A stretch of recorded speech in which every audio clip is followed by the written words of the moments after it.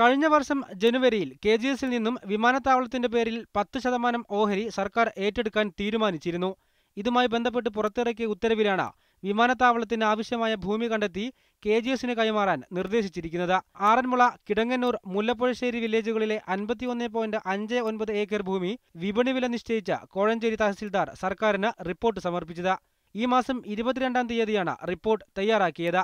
തോട്, കുളം, റോഡ് തുടങ്ങിയവയും പുറമ്പോക്കും 51.59 ഏക്കറിൽ ഉൾപ്പെടും.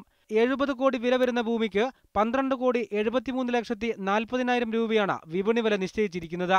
സ്വകാര്യ വിമാനത്താവള കമ്പനിക്ക് വേണ്ടിയിട്ട് നാം എപ്പോഴും പറഞ്ഞ പൊതു റോഡ്, പൊതു തോട്, പൊതുകുളം, ആ വാക്കുകളിൽ തന്നെ എല്ലാം അടങ്ങിയിട്ടുണ്ട്. ആരുടെയാണ് ഇതിൻ്റെ ഉടമസ്ഥത എന്നുള്ളത്? ഗവൺമെൻറ്റിൻ്റെ ഉടമസ്ഥതയിലുള്ള ഇത്തരം ഭൂമികളെല്ലാം ഗവൺമെൻറ്റിന് ആർക്കെങ്കിലും വിൽക്കാൻ കഴിയും എന്നൊരു സ്ഥിതിവിശേഷം ഉണ്ടായാൽ നാളെ ഈ കേരളത്തിൽ ഒരു തോടും ഉണ്ടാവില്ല, ഒരു കുളവും ഉണ്ടാവില്ല.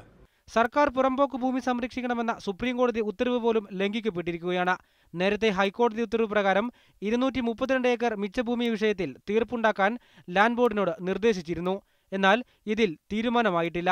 കൂടാതെ കഴിഞ്ഞ ദിവസം KGS പക്കലുള്ള 139 ഹെക്ടർ ഭൂമി വ്യവസായ മേഖലയായി നിലനിർത്തിക്കൊണ്ട് സർക്കാർ ഉത്തരവിറക്കുകയും ചെയ്തു. വിമാനത്താവളം നടപ്പാക്കാൻ നടക്കുന്ന ശ്രമങ്ങളുടെ ഭാഗമാണ് ഇതെന്നാണ് സൂചന. ടോബി ജോൺസൺ, മീഡിയ 1, പത്തനംതിട്ട.